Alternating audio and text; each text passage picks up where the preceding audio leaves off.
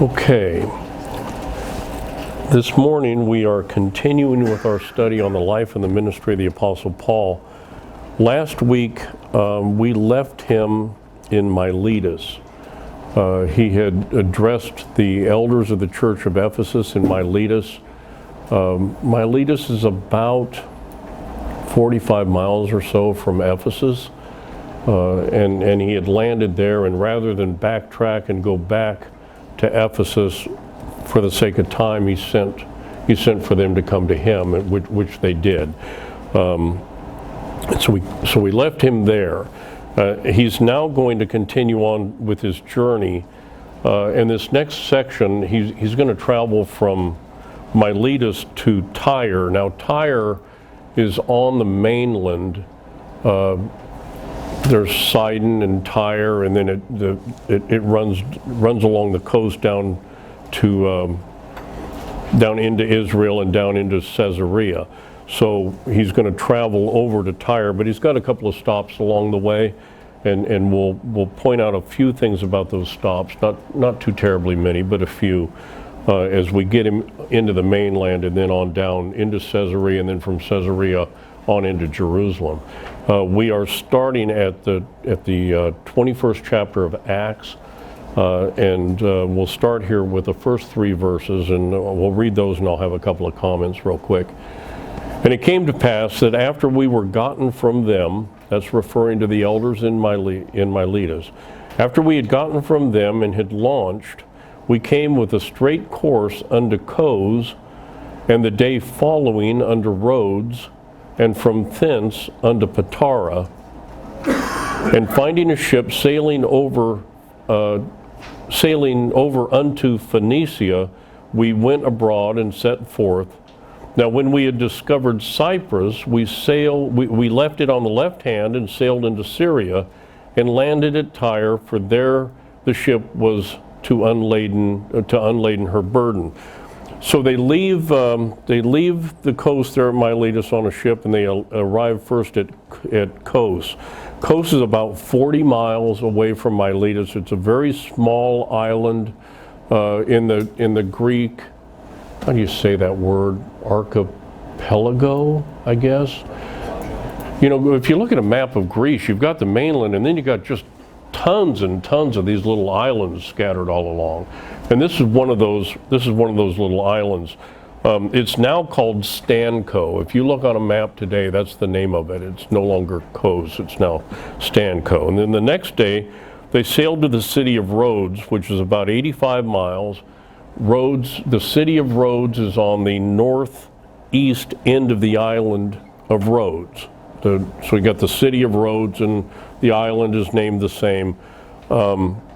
It's still part of Greece, but it's about the farthest you can get and still be in Greece. From there on, you're leaving Greece once you leave Rhodes. It was famous, it still is, for at one time having one of the 7 wonders of the ancient world, known as Colossus. Colossus was a gigantic statue of the Greek god Helos, and if you look at pictures of it, it actually looks like like he had 1 foot on one side of the entrance in the waterway, and the other foot on the other side, and you sailed under the guy's legs. It was this huge statue that was built in the 3rd century, in 280 BC, and it collapsed sometime during the 3rd century. So stood for about 600 years. That's doing pretty good for a statue to stand up that long, but it finally collapsed. I think there are plans to rebuild it. They want to redo it and actually build it taller, make it bigger than the what's that thing in New York, the Statue of Liberty. But it was that type of a structure, and that's one of the things it was famous for. They then sail on to Patara, which is 70 more miles. It's on the mainland southwest of Colossae. It's known as Gelimus, and it's located in Turkey, what would now be modern-day Turkey. And this was a main shipping port, and this is where Paul changed ships to go into Phoenicia. Then they sail on, and they take kind of an indirect route. If you look at a map and you look at from this port to where he's going, it looks like you would just go a straight line, but they didn't do that. They traveled about 400 miles due south and then sailed east. And the only thing I can think, and that's because that's the only way that the description works, because it says that when they discovered Cyprus, we left it on the left hand and sailed into Syria. That puts it on the port side of the boat. That's the left side of the boat. So it's got to be north of them. If they're going to sail around there, it's got to be north. So instead of going straight across, they had to go south and then go across like that. Now, the only thing that I can think is that while it's possible to sail a sailing vessel straight into a headwind, it's a lot of work, and sometimes it's easier just to go around than it is to sail straight into a headwind. So if that's the way that the wind flows that way, I mean, you can what they call tack. You can head the bow over a little bit and kind of catch the wind and just keep going back and forth and slowly make your way up a headwind. But it's a lot of work. It's just easier just to sail with the wind, head south, and then pick up something that's more westerly or easterly and go that route. So it looks like that's what they did. So they traveled about 400 miles and they end up in Tyre. And it says that Tyre was where that's where they're going to unload the ship. That's where the ship was bound. And so then we read on from verse 4 to 6. This is when he spends some time with the believers there. He finds some believers in verse 4. Finding disciples, we tarried there 7 days. So they spent a week in Tyre. Who said to Paul through the Spirit that he should not go up to Jerusalem. You're going to notice a lot of warnings that happen between now and the time he gets there. People telling him, don't go to Jerusalem.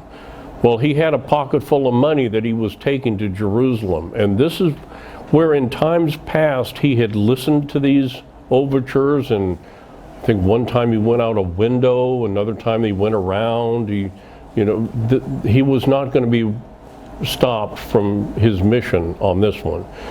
So they told him not to go. And when we had accomplished those days, after the 7 days, we departed, went on our way, and they all brought us on our way with wives and children till we were out of the city. And we kneeled down on the shore and prayed. And when we had taken our leave one of another, we took the ship, and they returned home again. So these believers followed him down, saw him off at the ship, wished him Godspeed, and he was on his way to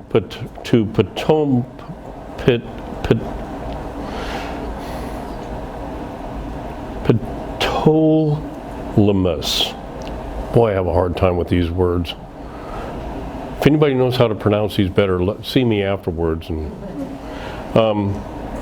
So it says, when we'd finished our course from Tyre, we came to that city and saluted the brethren and abode with them 1 day. So they get there and they only stay there for a day. And the next day, we that were of Paul's company departed and came unto Caesarea. Now remember, let's go back and see who this is that we're talking about. We who were of Paul's company. We go back to chapter 20, verse 4, and there accompanied him into Asia Sopater of Berea, and of the Thessalonians Aristarchus and Secundus and Gaius of Derbe and Timotheus, and of Asia Tychicus and Trophimus, and then of course Luke. So that's the traveling party that are with Paul, and they're still traveling with him. And this next day that of Paul's company departed and came into Caesarea. Caesarea is on the coast It had been refashioned, if you will, by King Herod, named after Caesar. That's why was then called Caesarea. And it was not that far from Jerusalem, and Paul finds quite a few disciples there, one in particular. They entered into the house of Philip the evangelist. And it says, which was one of the seven. So he spends one day and the night in Ptolemais, that's it. Okay. Then he went on to Caesarea. It's about 30 miles, and he stays with Philip at Caesarea. Now, it says that Philip was one of the seven. You say, what in the world does that mean? What does it mean for him to be one of the seven? We'll turn back to Acts chapter 6.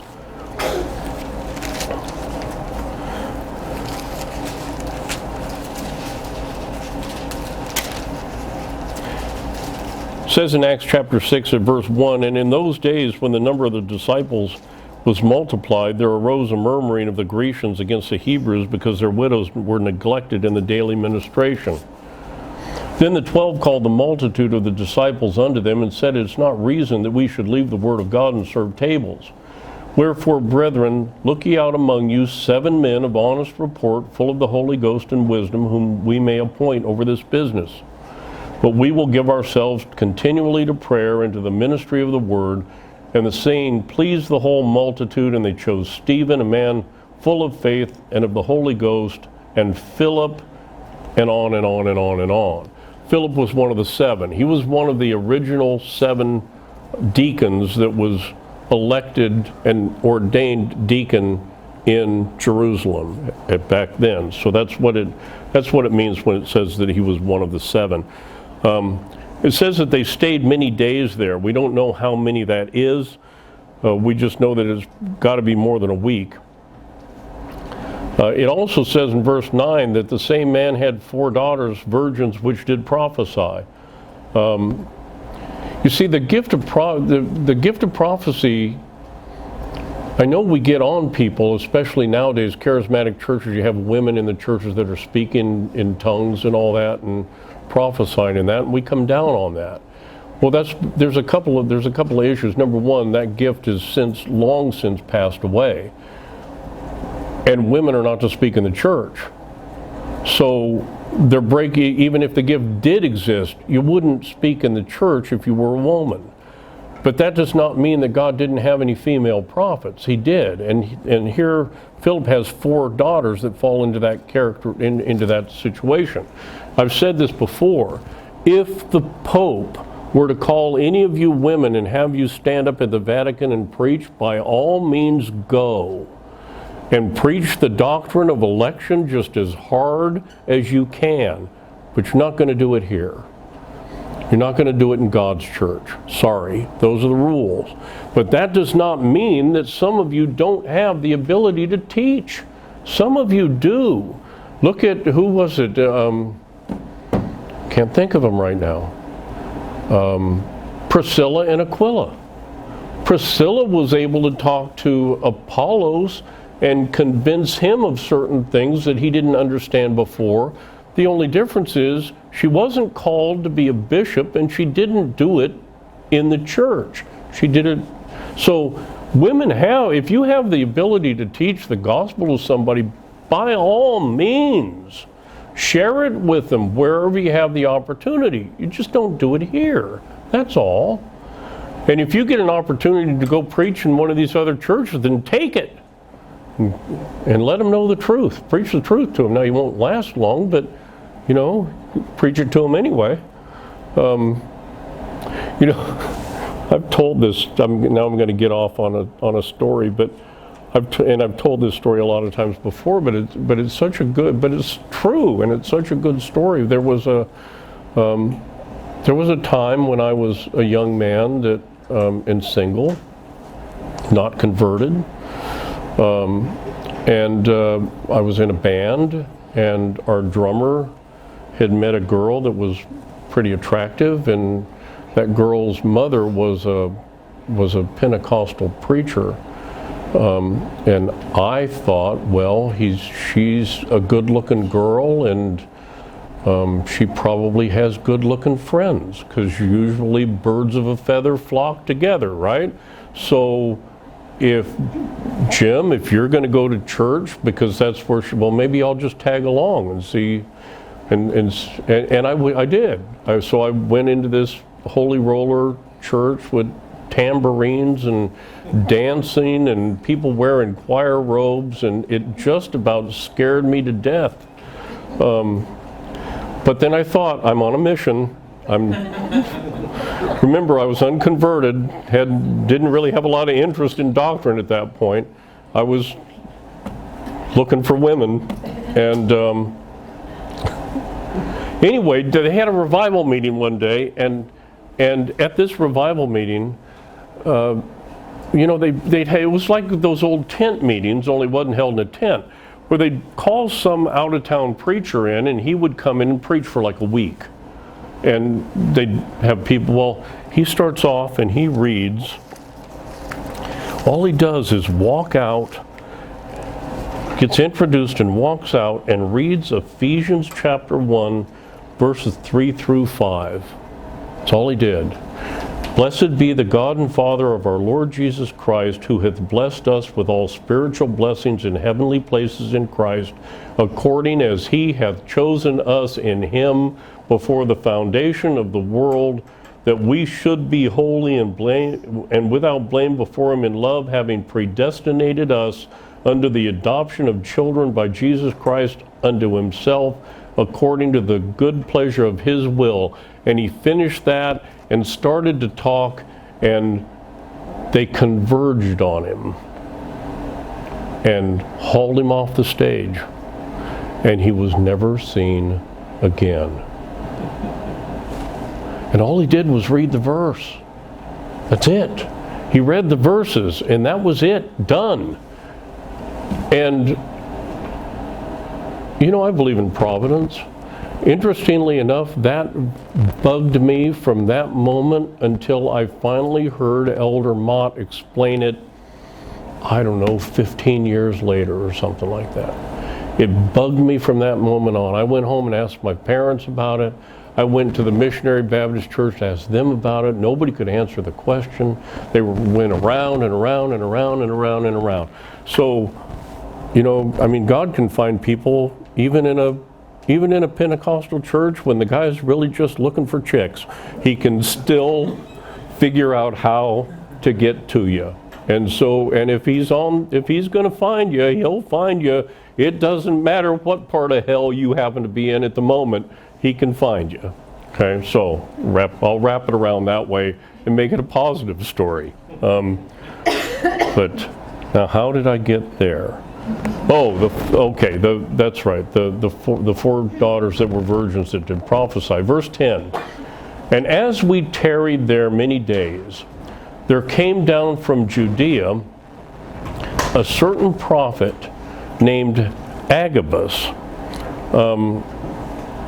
Some of you might remember a certain prophet by the name of Agabus over in Acts chapter 11 and verse 28. And we studied this a long time ago. It says in verse 27, in these days came prophets from Jerusalem unto Antioch. This is when Paul was in Antioch at the very beginning of his ministry. And there stood up one of them named Agabus. Here he is again. And signified by the Spirit that there should be great dearth throughout all the world, which came to pass in the days of Claudius Caesar. So this Agabus is a prophet, and he's prophesied before, and what he prophesied before had come true. Now he shows up in Caesarea when Paul's there. Same guy. As we tarried there many days, there came down from Judea a certain prophet named Agabus. And when he was come unto us, he took Paul's girdle. It is not a girdle in the sense that we think of a girdle in the 20th and 21st century. It's a belt. took his belt. Remember, they would wear robes, and then they would have a big leather belt that wrapped around them, and that's what he's referring to. So it's not something that holds up pantyhose. It's a belt, okay?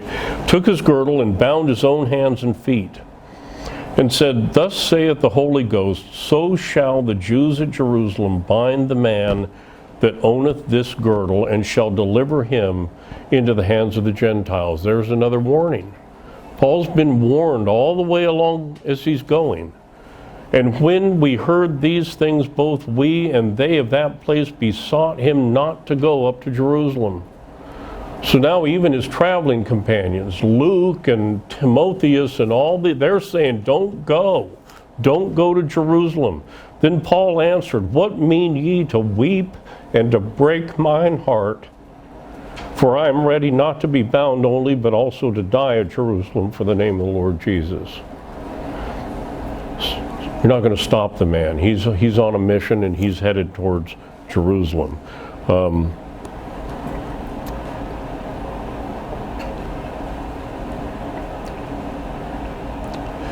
And when he would not be persuaded, we ceased, saying, The will of the Lord be done. And after those days, we took up our carriages and went up to Jerusalem. And again, we've talked about this. Anytime you go to Jerusalem, you're going up. Doesn't matter from where you're coming from, you always go up to Jerusalem. Caesarea is almost due west. It's kind of northwest, but you're going up. And they were going up to Jerusalem. Now it's a pretty good trek. It's about 65 miles. And if you're walking, you're probably not going to make it in a day. In fact, yeah, you're probably not going to make it in a day, and we'll see the return trip a little bit later on. But they're headed towards Jerusalem. In verse 16, there went with us also certain of the disciples of Caesarea, and brought with them one Manason of Cyprus, an old disciple with whom we should lodge. Now, there's very, very little known about this guy. This is the only place he's ever mentioned in the Bible. So we don't know. It says he's from Caesarea. Did he live in Caesarea? Is he traveling with him? They're going to stay with him because it says with whom we should lodge. Does that mean he's got a place halfway between Caesarea and Jerusalem where they're going to spend the night? Maybe. Does he have a place in Jerusalem where they're going to? Maybe. I don't know. It doesn't say. Again, this is the only place where it's ever mentioned, and we don't know where it was that they lodged. But since Jerusalem's 65 miles away from Caesarea, it seems possible, likely probable, that he lived in between the two and he had a place for them to stay the night on their way, because you're not going to walk 65 miles in a day. I don't care what kind of shape you're in. You're not going to walk 65 miles in a day. And these guys weren't used to walking fast anyway. So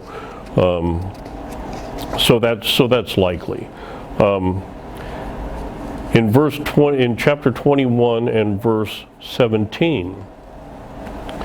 And when we were come to Jerusalem, the brethren received us gladly. Now remember his reason for going to Jerusalem. He had two reasons. One, he wanted to be there for the feast, Pentecost. That's one of the feasts you're supposed to attend if you're a Jewish male. And two, he was bringing this gift that he had started collecting way back when he was in Galatia. So all through Phrygia, through Asia, through Macedonia and Greece, he'd been collecting this gift to take to Jerusalem. So he's finally now in Jerusalem, and he was delivering those gifts from all the various churches. In Acts chapter 24 and verse 17, he himself says, Now after many years I came to bring alms to my nation and offerings. That was a purpose for him. One of the reasons he was going there is the primary reason that he was going there. And I think this is one of the reasons that he could not be convinced not to go, regardless of how many prophecies there were relative to it. If you turn back to Romans chapter 15, we read in verses 23 through 29, But now having no more place in these parts, referring to Corinth, Greece, in that area, he'd pretty well rubbed that one as slick as a mink.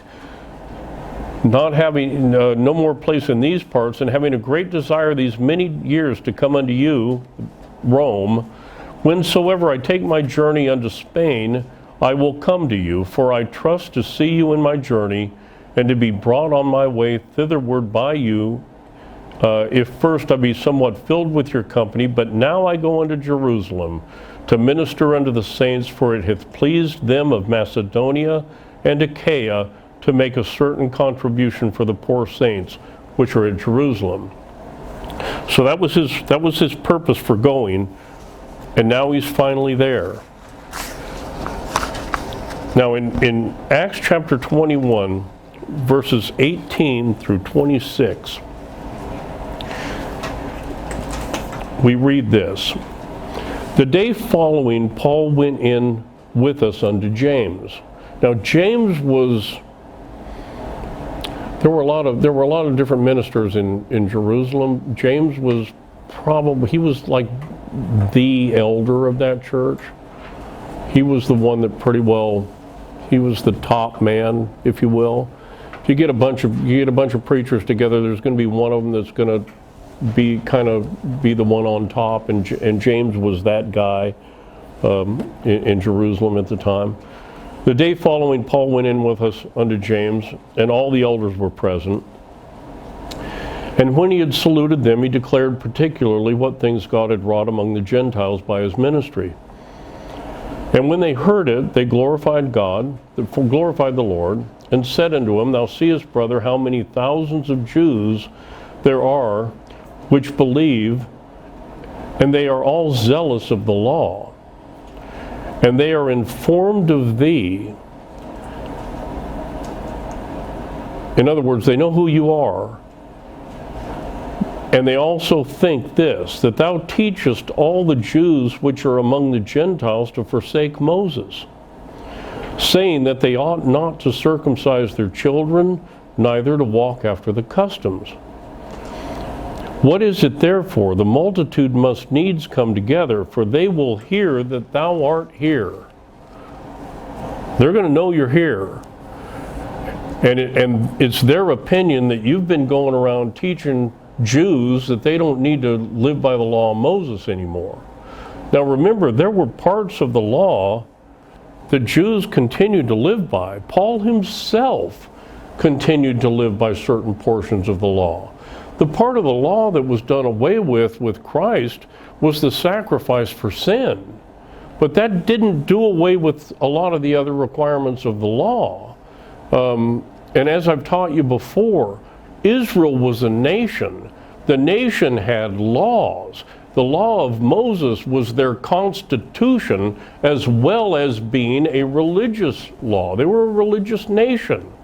So the part of the law that had passed away was the part that dealt with the sacrifices relative to sin. But that we read about Paul when he shaved his head because he had a Nazirite vow. That's part of Moses' law.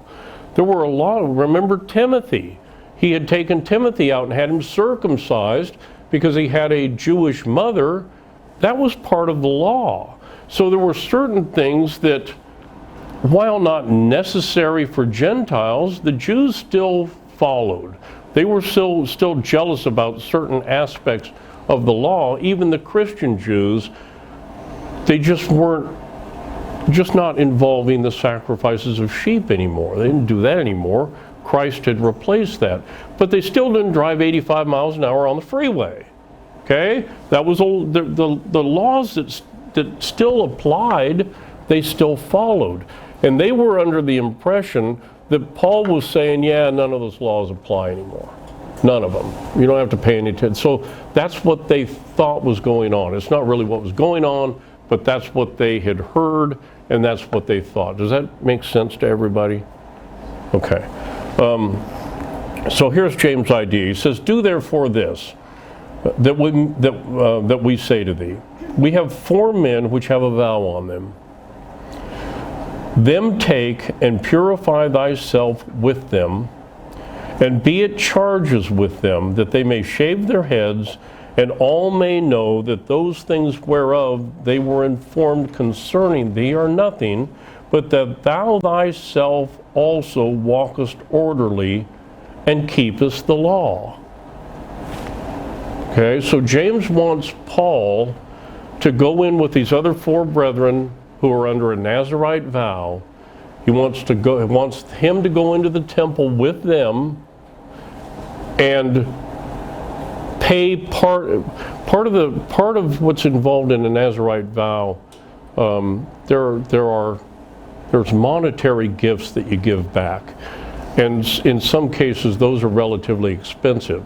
And so they're asking Paul to pick up part of this. You pay part of their obligation, if you will. Okay, they've made a vow. You help them complete the vow by taking the charge of part of it, going into the temple with them, assisting them with the finishing of this vow. And in doing so, you're going to show the Jews that are concerned that you're not keeping the law anymore that's nonsense. Because here you are keeping the law.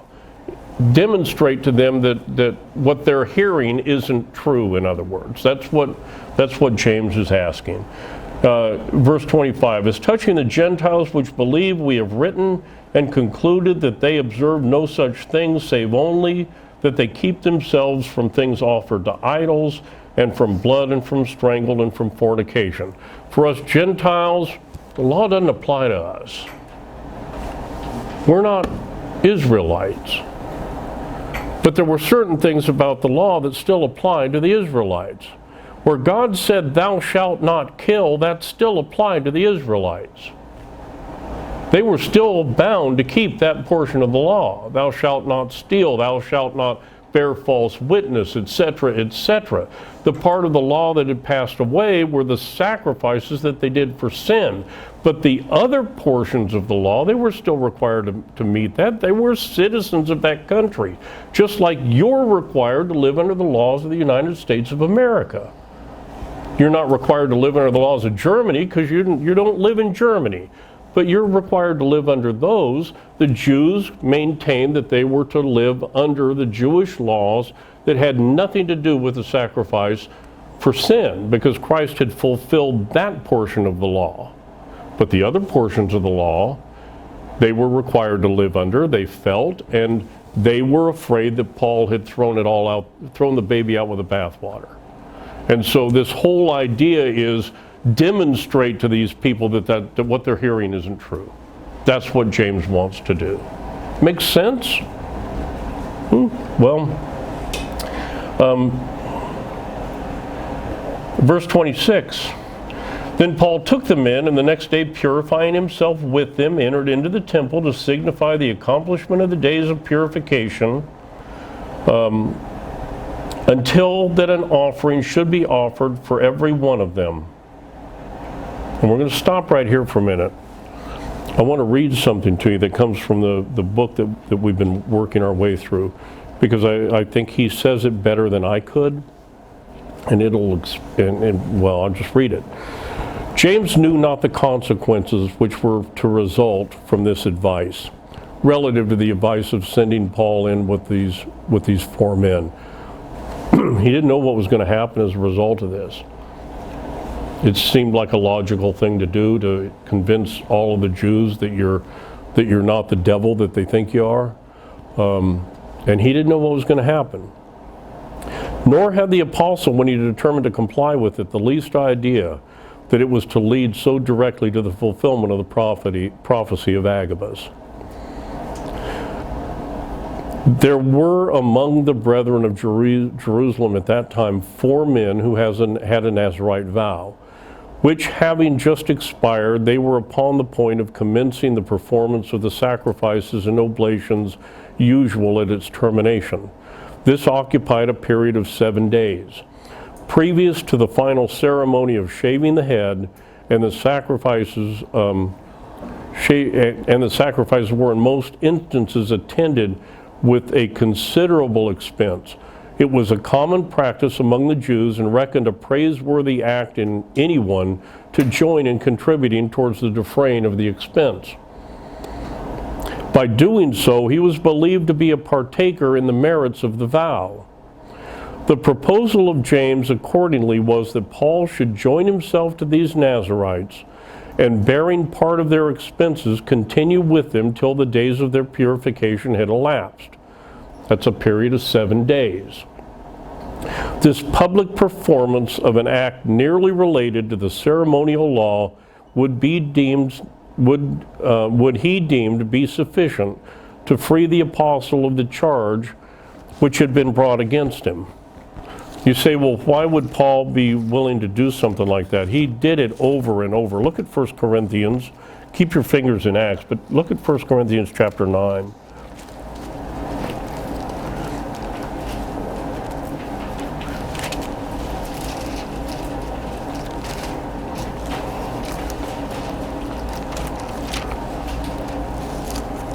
First Corinthians chapter 9.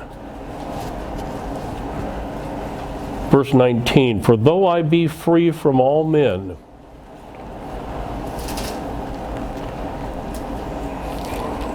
it doesn't look right. Well, I turned too many pages. Though I be free from all men, yet have I made myself servant unto all, that I might gain the more. And unto the Jews I became as a Jew, that I might gain the Jews. To them that are under the law is under the law, that I might gain them that are under the law. To them that are without law is without law, being not without law to God, but under the law to Christ, that I might gain them that are without law. To the weak became I as weak, that I might gain the weak. I have made all things to all men, that I might by all means save some. So Paul's thinking is, well, it's not going to hurt anything if I do this, but I might be able to save some of these Jews that have the wrong opinion of me. It might help with their conversion. It might help with their growth so why not do it? You know, sometimes there are times when, and we went through this in the book of Romans. There are times that we have certain liberties that we can take, that there are times when you might want to put that liberty aside. If it's going to hinder the growth of someone else by you taking the liberty, it's best to leave the liberty sitting on the table. Don't do something that's going to hurt somebody else. Well, here was something that it was false. What was being said about Paul wasn't even true, and yet there were people out there that believed it was true. So he was going to do what he could to show them that it was untrue. That's why he was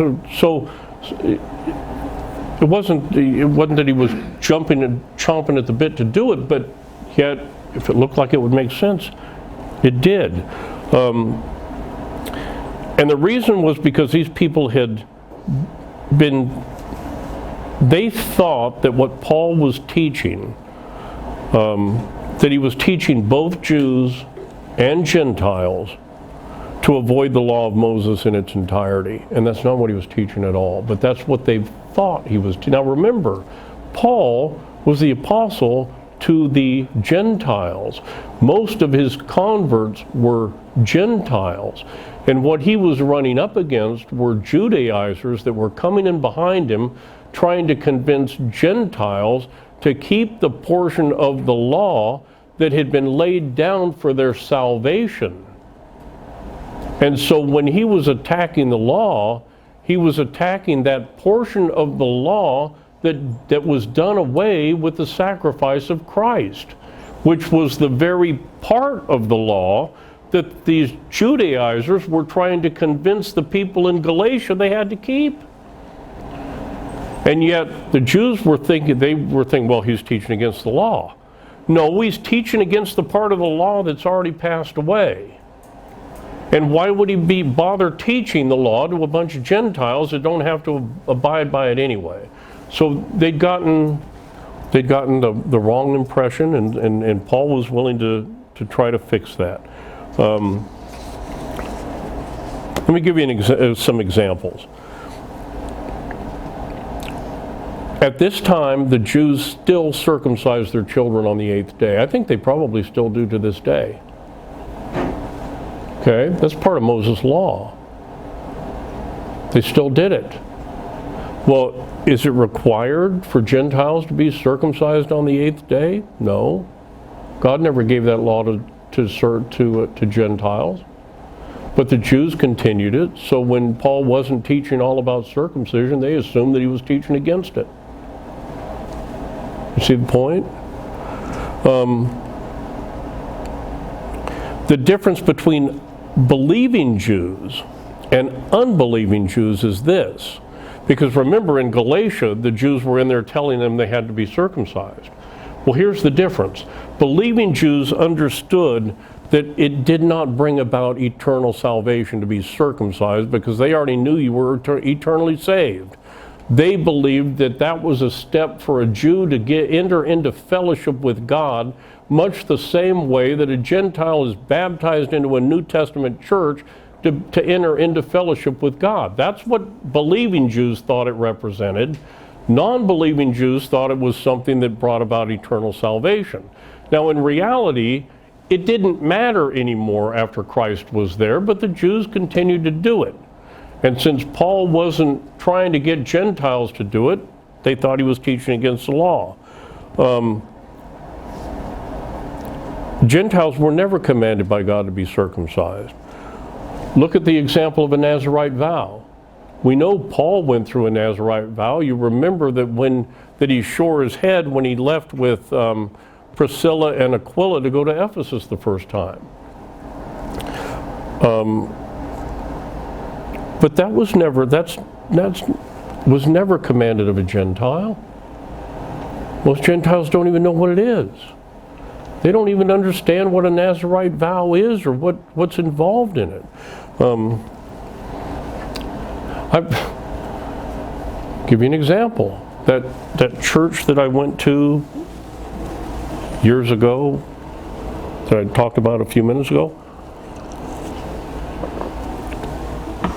we were musicians. We had long hair at the time, and that church taught that long. You see, one of the things that you do if you're under a Nazirite vow, you don't cut your hair. Men let their hair grow. So John the Baptist had let his hair grow. Samson, there's a perfect example. He was a Nazirite from the moment of his birth, and you remember the thing that got him into trouble was letting Delilah cut his hair. And he would lose his power. If you remember that. But Nazirites would grow their hair out.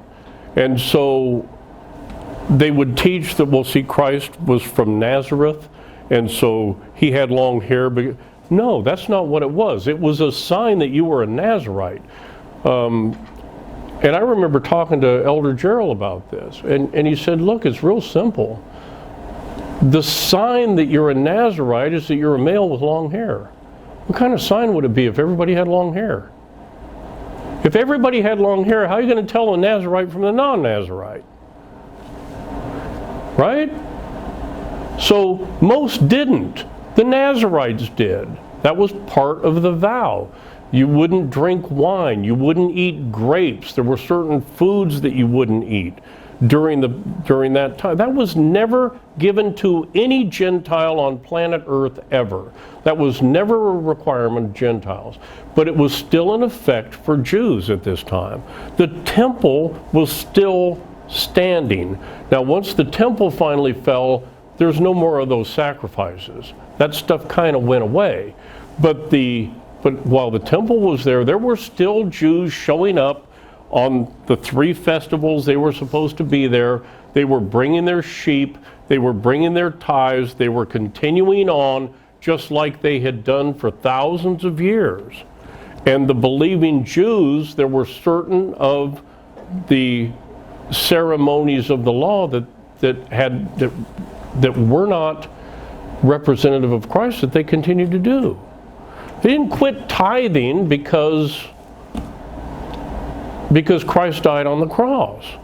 They didn't quit being Jews because now they became Christians.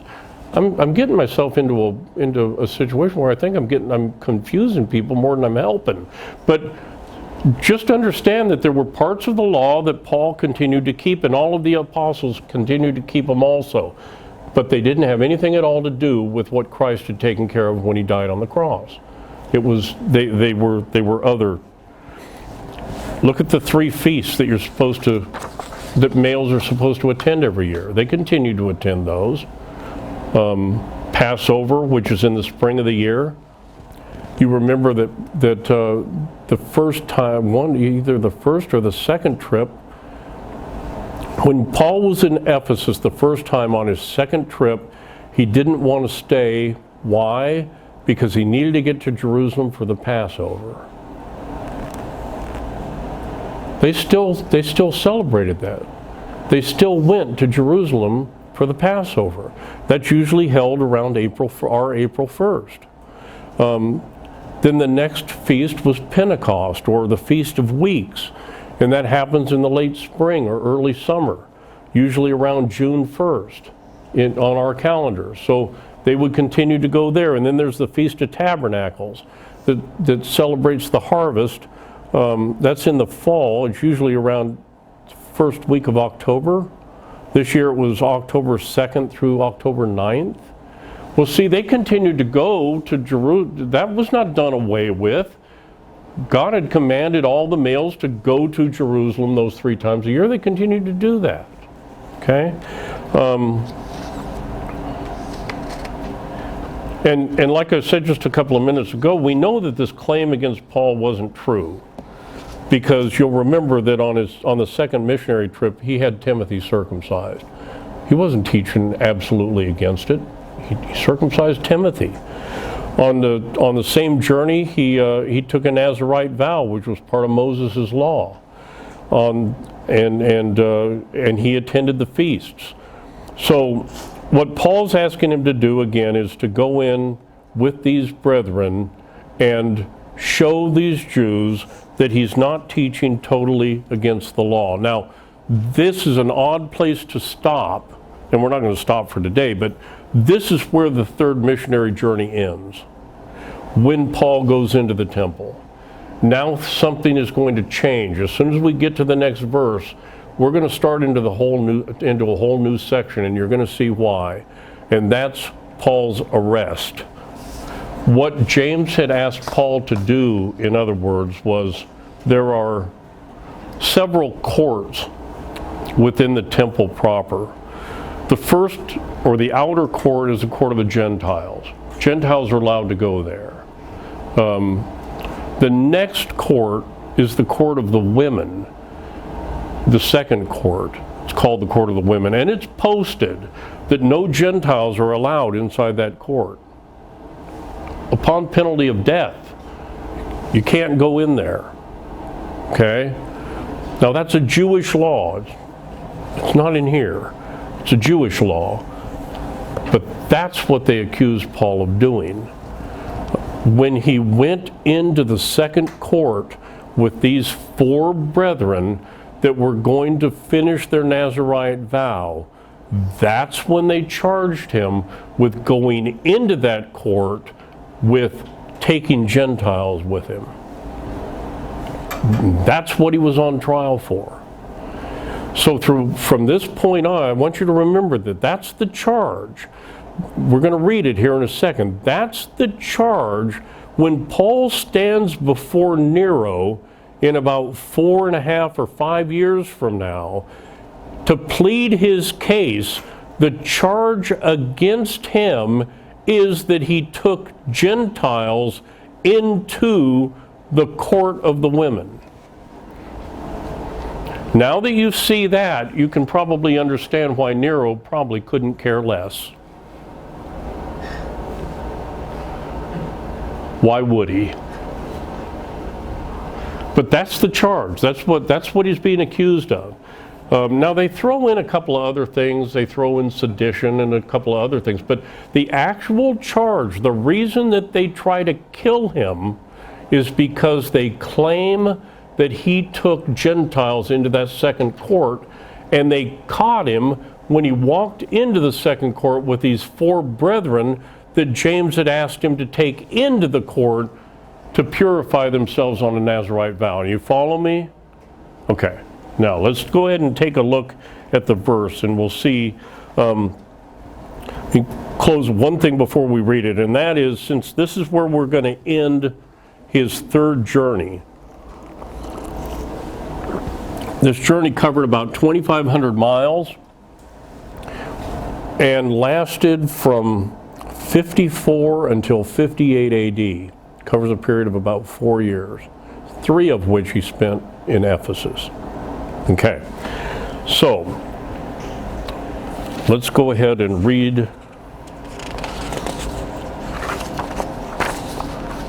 this next section. Acts chapter 21, verse 27 through 34.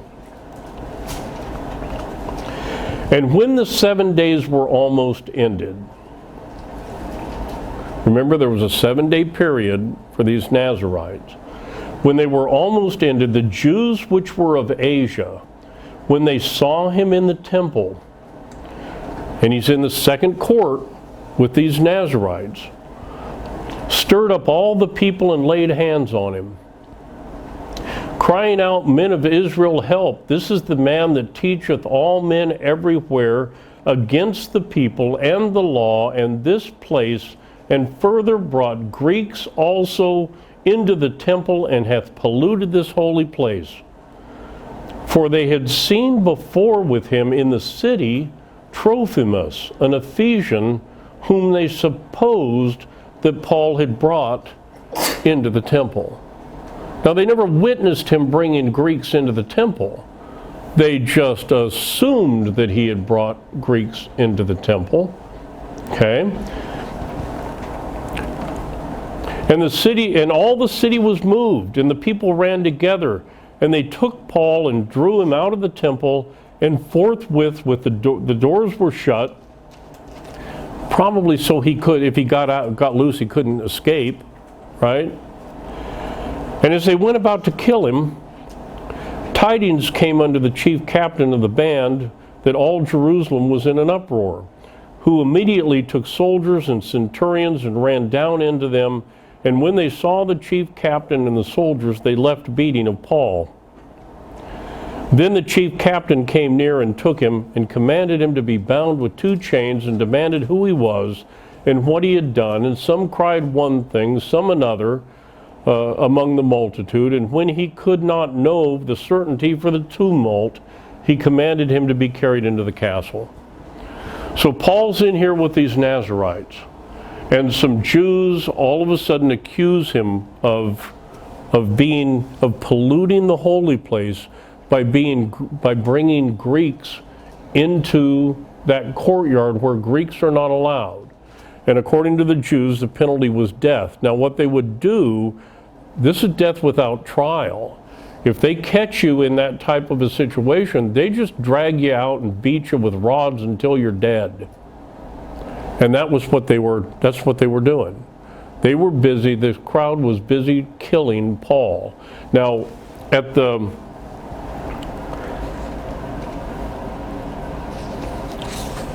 there's an angle at these courts. Where the temple was built, where the courtyards were, there was a tower there. It had been restored by Herod. It was named the Tower of Antonia, named after Mark Antony. And it was the citadel. That's where the soldiers were, and they could watch what was going on. They could pretty much see what was going on in the temple grounds from up there. They had guards up there because the Jews were notorious for starting riots and stuff. So, I mean, they just were, and so this was not that uncommon of a thing. So when they see this going on, well, they can call their boss, and they all head down there to find out what in the world's going on. They were kind of like the police at the time. You know, why are you beating this guy? What's the reason for it? Now, this chief captain, we're going to see in Acts chapter 23 and verse 26, it tells us who he is. Claudius Lysias, when he writes a letter to Felix, that's who this is. His name is Claudius Lysias, and he demands to know the reason for the tumult. And it's interesting that just like what we read over in, I think this was over in Ephesus, in Acts chapter 19:32.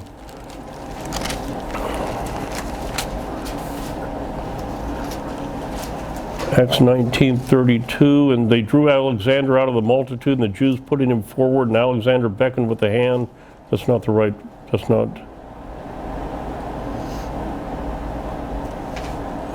verse. What am I? Maybe it's 22. No.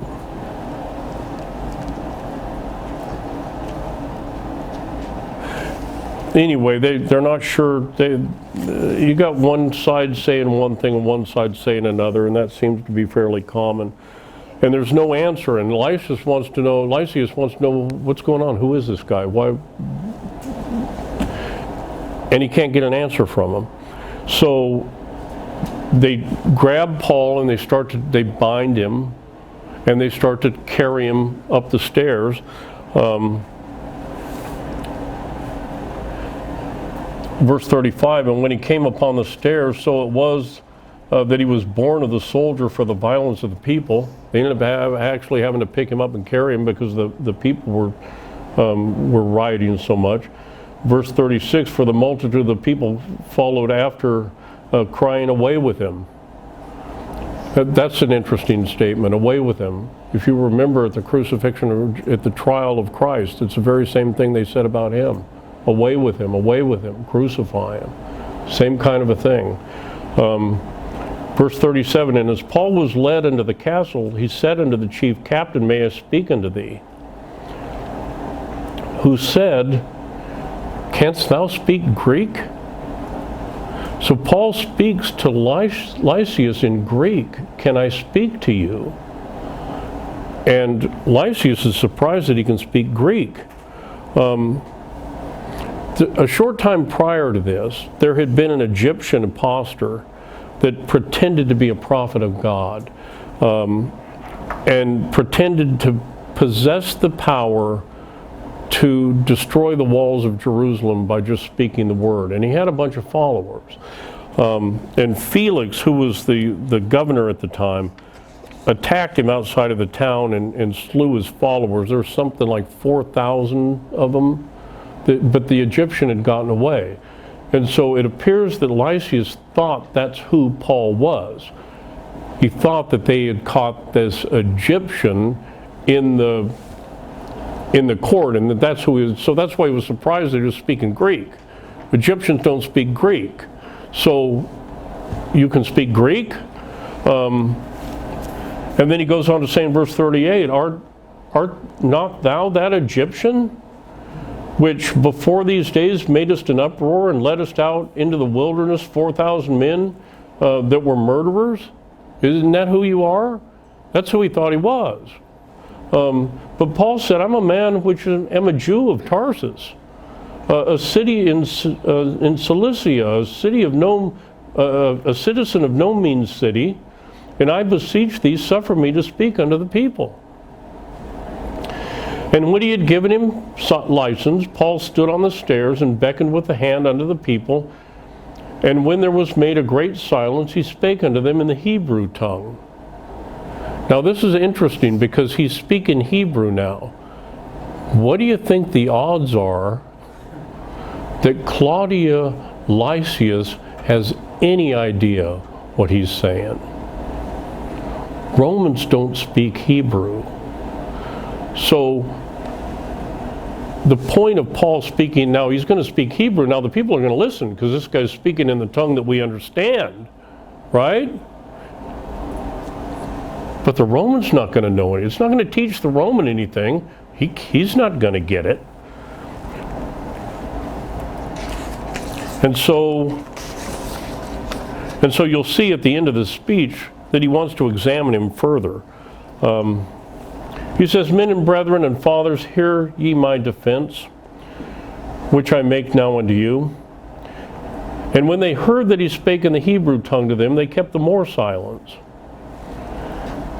And he saith, I am verily a man which am a Jew, born in Tarsus, a city in Cilicia, yet brought up in this city at the feet of Gamaliel, and taught according to the perfect manner of the law of the fathers, and was zealous toward God, as ye all are this day. And I persecuted this way unto the death, binding and delivering unto prisons both men and women, as also the high priest doth bear me witness, and all the estate of the elders, from whom also I received letters unto the brethren, and went to Damascus to bring them which were there bound unto Jerusalem for to be punished. And it came to pass that as I made my journey and was come nigh unto Damascus about noon, suddenly there shone from heaven a great light round about me, and I fell unto the ground, and heard a voice saying unto me, Saul, Saul, why persecutest thou me? And I answered, Who art thou, Lord? And he said unto me, I am Jesus of Nazareth, whom thou persecutest. And they that were with me saw indeed the light, and were afraid, but they heard not the voice of him that spake to me.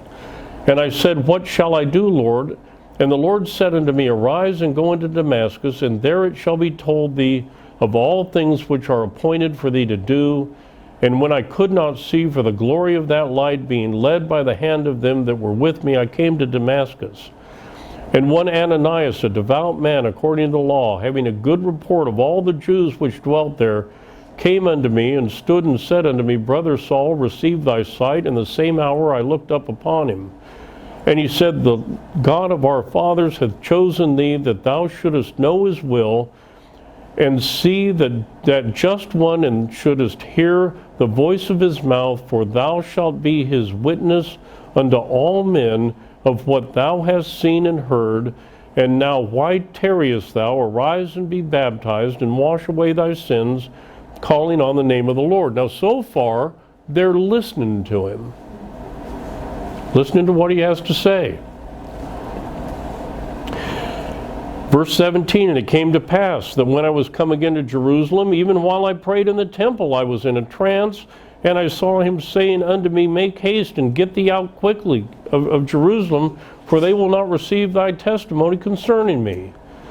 And I said, Lord, they know that I imprisoned and beat in every synagogue them that believed on thee. And when the blood of thy martyr Stephen was shed, I also was standing by and consented unto his death, and kept the raiment of them that slew him. And he said unto me, Depart, for I will send thee far hence unto the Gentiles. And they gave him audience unto that word. They listened to him up until that point, till the point that he said Gentiles. When he said Gentiles, that was the end of it. They gave him audience unto this word, and then lifted up their voices and said, Away with such a fellow from the earth, for it's not fit that he should live. Now you remember early on in this study, I informed you of what Jews think of Gentiles. Here's a perfect example. They listened to everything he had to say in Hebrew up until the point that he mentioned the Gentiles. And that was it.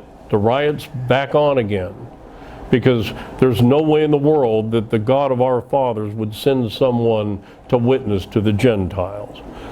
And as they cried out and cast off their clothes and threw dust into the air, the chief captain commanded him to be brought into the castle, and bade that he should be examined by scourging, that he might know whereof they cried so against him.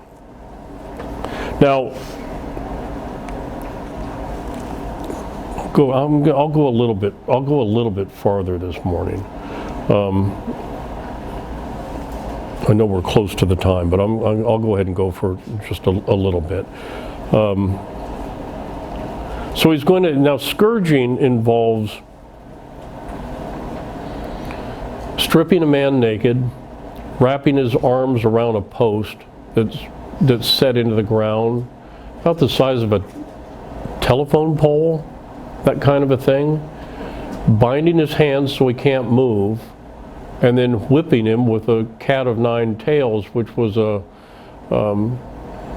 wasn't like a bullwhip. You know, bullwhip's got the one long bound up leather thong thing on it. A cat of nine tails has 9 different pieces of leather on it, and in that leather they've made cuts and then put pieces of glass and rocks and sharp objects in there, so that when you whip somebody, it just rips the skin right off their back, right down to the bone. And the people that did this were very good at it. The point of scourging someone was to get them to the point where they were almost dead, but don't kill them. Because if you kill them, you're going to get the punishment that they deserved. That was the rule. So these guys were very good at knowing at what point to quit. But this was a horrible trick. Now, they did it to Christ for the reason that, you know, if you take a man and don't scourge him and nail him to a cross and stick him out there, he could be there for 2 weeks. I mean, the guy could survive until he finally dehydrates or the birds eat him, down to the point to where, I mean, you could hang there for a long time. So they would scourge you. That way you lose enough blood, you're not going to be up there as long. And the Romans felt that if they want to get information out of somebody, this is a pretty good way to do it. You know, a couple of whips and all of a sudden this guy wants to talk. And Claudius Lysias wants to know what's going on. So this is what he arranges for. Okay? And this is what Paul says, verse 25. And as they bound him with thongs, Paul said unto the centurion that stood by, Is it lawful for you to scourge a man that is a Roman and uncondemned? Remember, Paul was a Roman citizen. Now, a Roman citizen was subject to Roman law and was protected from such things as being beaten without a trial, from cruel punishments like scourging and crucifixion. You could not crucify a Roman citizen. You can't scourge a Roman citizen unless he's proven guilty at a trial. Unlawful imprisonment. These were rights that Roman citizens had that others didn't. If you weren't a Roman citizen, you didn't have any of these rights. But if you were a Roman citizen, that was worth something. That was considered a very valued honor that some people would risk the death penalty for, just to claim they were a Roman citizen in hopes that they could trick somebody into letting them off the hook. It was that important. And one could hold dual citizenship at that time. You could be a Roman citizen and a citizen of wherever you were from. So Paul could be a citizen of Cilicia and also be a Roman citizen. Now, there's a number of ways that Roman citizen was conferred. The most common was to be born from Roman parents. See, one of the things, if you're a Roman, you were not allowed to marry someone that wasn't a Roman. So if you've got two Roman citizens and they have a child, that child is obviously a Roman citizen. That's the most common way that it would happen. You could also obtain citizenship as a reward for military service. So if you served in the military for 25 years, they would confer Roman citizenship on you, and then from that point forward, you're a Roman. There was a thing called imperial conference that it was there. It didn't happen that often, but it did happen. And it was when an emperor would grant citizenship to someone.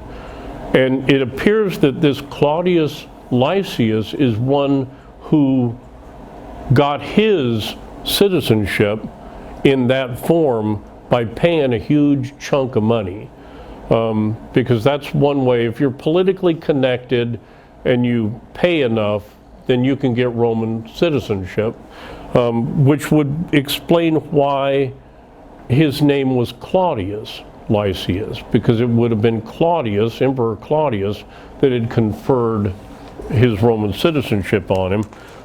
And finally, a Roman citizen, you could become a Roman citizen through emancipation of a slave from the house of a Roman citizen.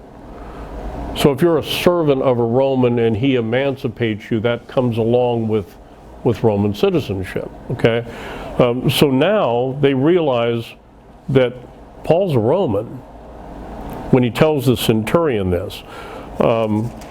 They'd bound him. You're not allowed to bind a Roman. And they were getting ready to scourge him. And you're not allowed to do that either. Okay? And so it says when the centurion heard that, he went and told the chief captain, saying, "Take heed what thou doest, for this man is a Roman."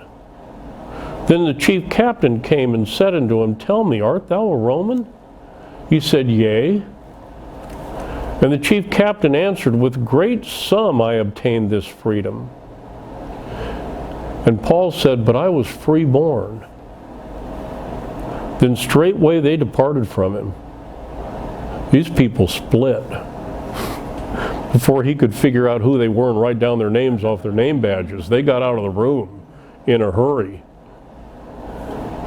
which should have examined him. And the chief captain also was afraid after he knew that he was a Roman, and